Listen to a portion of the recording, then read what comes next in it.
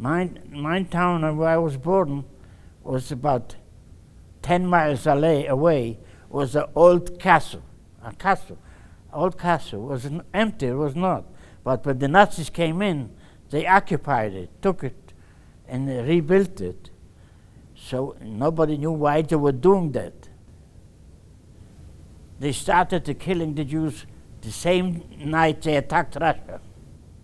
After the Germans attacked Russia, they came in my town and told all the people to come and gather at a square, a big square. The Germans took all the men in Germany and mobilized them in the army. So there was a shortage of workers. So they took farmers and people from the villages and sent them to Germany. I escaped. I ran away. I didn't trust the Germans because I had friends, Polish friends. His brother, oldest brother, was an engineer by profession, but the Germans mobilized him to run a truck. He was driving the truck, but they were telling everybody, you're going there to work on a farm. And that wasn't true. They loaded him up in the trucks. The time from the town to get to the castle.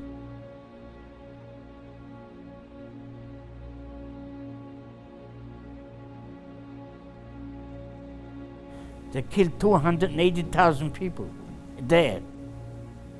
He told me, he crossed himself. Don't tell this anybody. My parents made me promise I'll never mention it to anybody because they will kill him and his family, if they find out that he divulged the secret. I ran away from one town to another.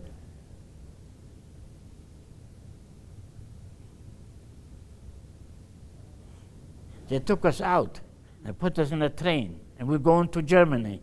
And we were in the mountains going there for 2 days like that.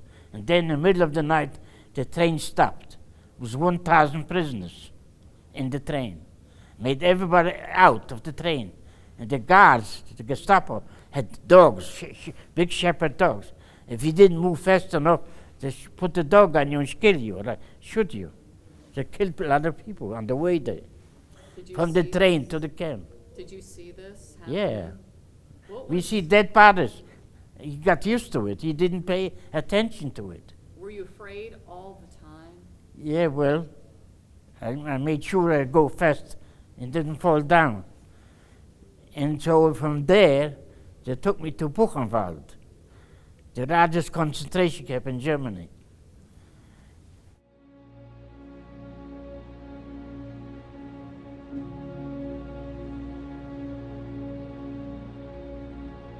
They took away all our clothes and gave us the same uniforms with numbers here.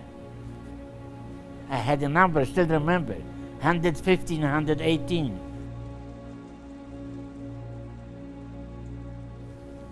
So in the middle of the night again, they came and woke us up and took us out on a train in the mountainous area. There was a big square, called it Appellplatz. And there we have to line up. A lot of engineers and scientists, German, came and picked out groups. About 50 yards away was a big entrance. The train stopped inside a factory. They're loading up the rockets on the train. But we didn't know. And the German engineer taught me how to operate the machine, how to make the parts to the rocket.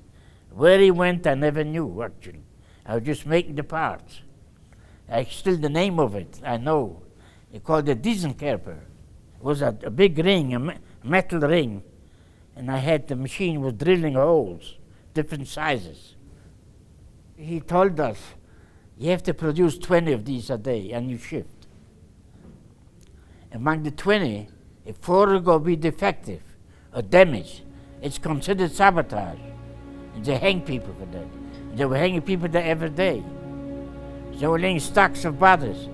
We walked through in the morning to the work. They were laying stacks of dead people. It was very frightening.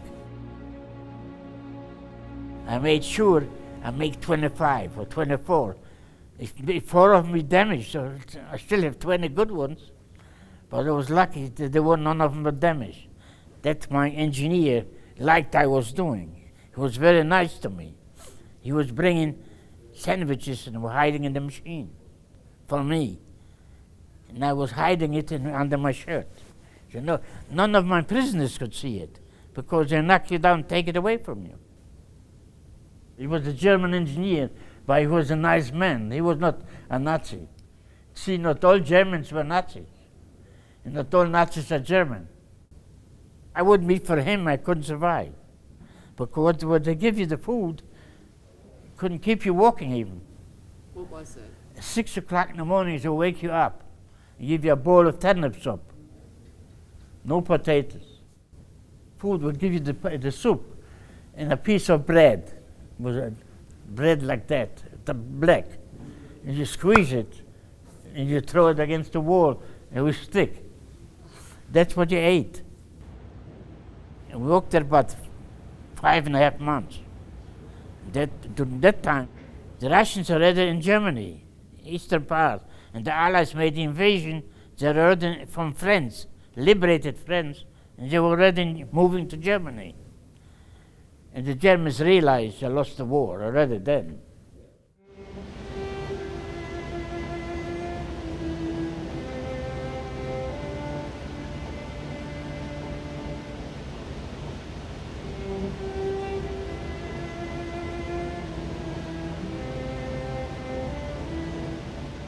Before we evacuated from Dora, my engineer picked 100 men to stay behind.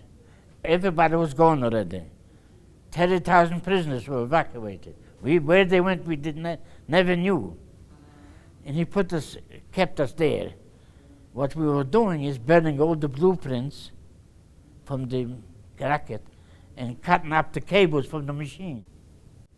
And from there, we went to Bergen-Belsen.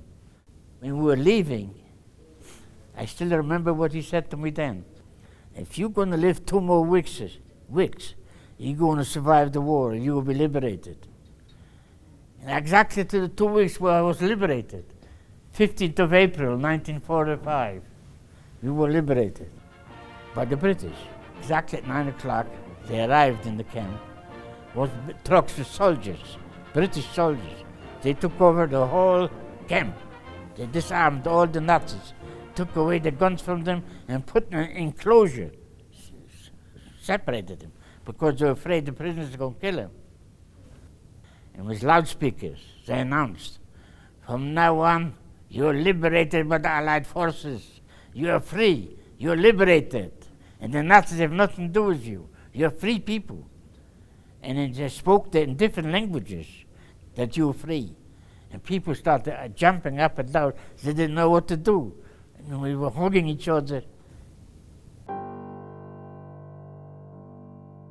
I went back to my hometown and nobody survived. Nobody.